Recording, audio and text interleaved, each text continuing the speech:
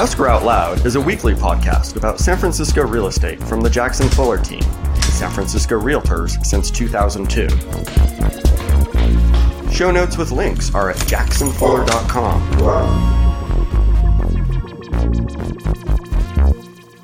Hi, Britton. Hi, Matt. So a few weeks back, we did a podcast with the September market update, and what we thought was a very simple question turned out to not be. Yeah, no kidding. And in Matt Fuller style, I haven't been able to let it go. So our newsletter last week was a follow-on to this one, and we're just going to focus in on one specific number, which is how many homes are for sale in San Francisco. It is, you would think it would be so easy. Or at least if you were going to have a bunch of numbers, they would be, clustered within closely. 5 to 10% of one another. Yes, right, maybe. But that's not what we found. We found there's a local SF blog. Their number has there being about 950 active properties, homes on the market here in San Francisco. And that's the low number. At the very high number was a report, an internal report from Realtor.com showing the median number of listings in San Francisco displayed on their site, active for sale during the same time, was 1,981 properties. That's a lot compared to 950. Almost double. It's more than double. Yeah, more than double. Thank you. Good job, Matt. Math is hard. Let's go shopping. And so, but in between those were, again, a lot of numbers. And so Zillow, for example, says we had how many? 1,150. Which is, close to that local SF blog, but, still that's more than 10% right there, yeah. Right? Like even those two, roughly 15, 20% off. So, and then Redfin comes in at, 1197. So let's say that's 1,200 for purposes of math is hard. And so 50 different between Zillow and Redfin, that does not make my head explode? Right. That's completely plausible. And then if we look at any of the statistical tools or directly in the San Francisco multiple listing service and restrict our search to property types, residential, single family, condo, loft condos, stock co-op, TIC. That comes in at 1,243, roughly 1,250. So that's where our closest, or that's where this cluster is, which is between 1,150 with Zillow and 1,250 with the San Francisco MLS. But even that is, that's roughly 10% right there. Yeah. Between those. And that's before if we add in units, residential, not more than 4 units. If we add that in to the San Francisco MLS count, we come out at 1,440, which, that's plausible. That's plausible. There's roughly 200 unit buildings on the market at any given time. I'd work with that hypothesis. That does not make me clutch my pearls.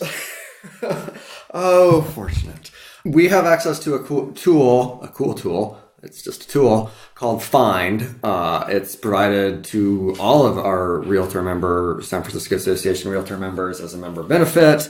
Almost all of us don't use it. Find has a really nice tool for aggregating listings in an area because it was built to do that. And there's a story there, but I won't bore you with a tangent. When we analyze this, when I go to find.com to ask this question and analyze it there, it comes back with a number of 1,661.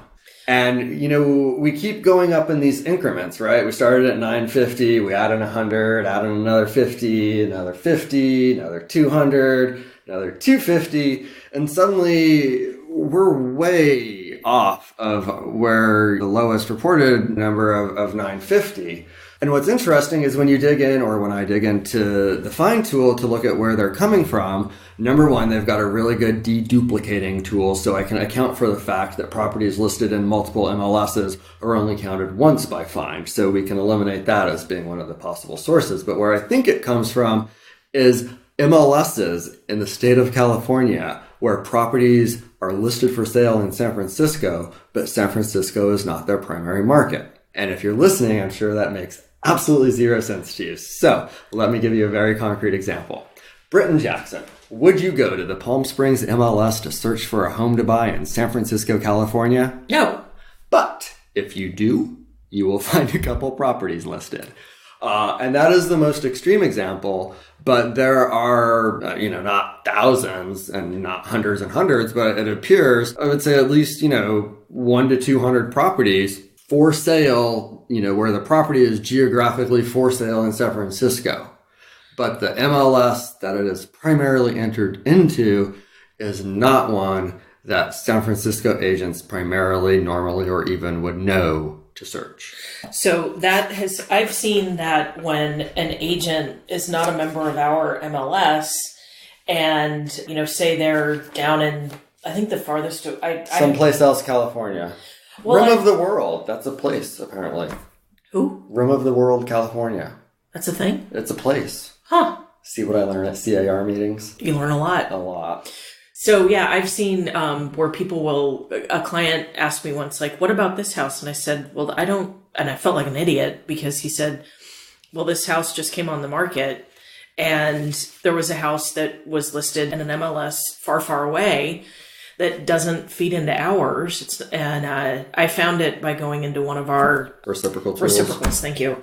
And I don't remember where he had found it, but it was on the market, but not listed here. It doesn't happen a lot anymore, but there was a period of time at Zillow or on Zillow before they went to data feeds only from multiple listing services and agents were allowed to do manual entry. There was all sorts of crazy stuff that was so far out of sync with reality that was actually listed on Zillow. And here in the city, that was a fun phenomena because you would have agents who had listed it at the marketing price in the MLS of, let's say, $1,495,000. And then on Zillow, they would have it at the buy it now, seller expects price of, let's say, 1.9. And yes, the 1.5 listing would roll over to Zillow because Zillow would pick that up in the data feed. But then Zillow would have this other one that was entered by the agent and, had another price. And that was also the off-market stuff. Wow, that was very specific. Off-market stuff. That was when agents could list their properties on Zillow manually before they were in the MLS. Right. And then we can surmise their reasons for doing so. Because they like to cooperate. Or not. Right. So 950, 1,661, 1,981, 1,243, 1,197, 111.50. What's the number? There is no number. So how can you compare? Because what is so frustrating about this is if we can't, we at least need to come up on like some standard we can agree on. Exactly. So that we can make comparisons over time. Because one of the most frustrating things is when I see a statistic, and it might be a great statistic and it might be a terrifying statistic. It's not like I'm trying to cherry pick good or bad or hide things. I just want to understand it. I just want to understand if that's a number that you could get to logically or if something seems amiss. Yeah, and that's the thing because there's all this stuff floating around, all this information floating around about how inventory is the highest it's been in 7 years and all this stuff. But it's like, where are those numbers coming from? And can we replicate them? And can we go back in time? Well, I know you can't look for active listings. I've learned how. Me and the MLS guru had a session because as part of my take me through understanding this, I asked someone at the San Francisco MLS department to sit down and walk through this with me on our side. So I made sure I was understanding the data I was pulling and had access to. So yeah. So there was a webinar. That's great. Webinars. Conference call of 2018. Exactly. So kind of to sum it up for our listeners, there's roughly about 6 different things that can account for variations in how many homes are counted for being on the market at any given time. So when you hear stats about how many properties are on the market, these are the things you need to be thinking out. First of all, where are their sources? Are they just pulling from the San Francisco MLS, San Francisco and Bay Area MLSs that may have reciprocal data sharing agreements, or, something else? So the sources is a first one. And then obviously one of the other pieces that leads into is whatever portion of the market is taking place offline, off MLS, off Zillow.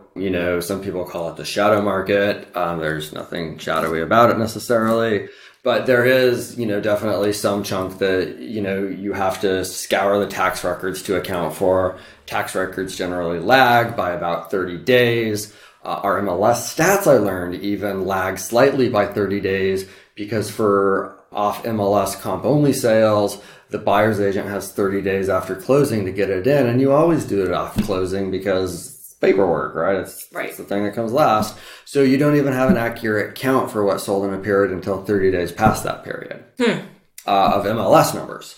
So sources. And then we get to property status. So when you're talking about status, you are talking about, is it active, which means no offers have been received?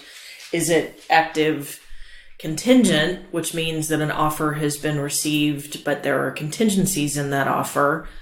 Is it pending, which means that all contingencies have been removed if they existed to begin with? Or is it sold? Right. Or is it a probate sale waiting for court confirmation or something like that? And the big variation in statistics there seems to be active versus the active contingent statuses. All of the statistical tools count active contingent as being an active status, and it counts towards days on market and counts towards, they would count it as an active property. You and I, buyers in San Francisco, generally would not think of that as an active property because really the only offer it could accept is a backup offer subject to cancellation of the primary offer. Right. And who gets excited about writing that offer unless you've been outbid 36 times? Yeah, or you love the property. I mean, there are situations where it makes sense. That's a whole nother podcast. But active contingent, that seems to be another variation. As we've talked about, property types, residential has a definition in the industry. And then residential has kind of this colloquial usage, and they're not the same. So, is it just single family? Is it single family and condo? Because while condos exist in multi-unit buildings, they're single family dwellings, which confuses people. Or are we including units of 2 to 4? And within 2 to 4 units, do we include mixed use? My head just exploded. Right. So property type, again, comes in. And some sites use statistical black magicry. Is magicry a word? No. I love it, though. Now it is. Now it is. So statistical smoothing, essentially. They'll use rolling averages. You don't see it so much with the number of active homes, but particularly around price. If people are using the actual average or a rolling average, which is taken by representing each month by using the forward and prior month and that month and averaging them out. So you get a smoother number, but it's a statistical invention, not the actual number. And then finally, in San Francisco, we have new construction, and some new construction is listed in our multiple listing service, but not all new construction is. I would say the vast majority is not. And right, most buildings have at least one listing represented in our MLS, but I know of no building that has all of the homes within that building ever listed in our MLS.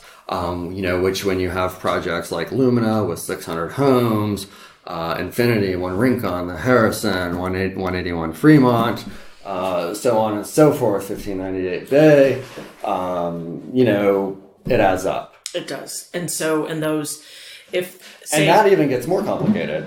Sorry, because at any of those offices, even if you call them and say, hey, how many homes do you have for sale? They will answer you with the number that they have, quote, released. Right. So that's what they want to actively sell you right now, but that doesn't represent the total inventory. And in most markets, if you take an offer to to a developer, and it's a good enough offer, they're going to sell you that unit. Yeah. Released or not. So, even coming up with that one is a shade of gray. So The long story short. It's hopeless. The TLDR version of this podcast is finding the number is, I would say, pick away and be consistent and get your stats over time. I would plug some other episodes and say question that answer. There you go. Understand the statistic. Or give us a call and we'll help you. That too. That too. And no matter what, if you enjoyed this episode, please leave us an awesome 5-star review on your favorite platform and tell your friends all about it. Talk to you next time. Bye. Escrow Out Loud is a weekly podcast about San Francisco real estate from the Jackson Fuller team, San Francisco Realtors since 2002. Show notes with links are at jacksonfuller.com.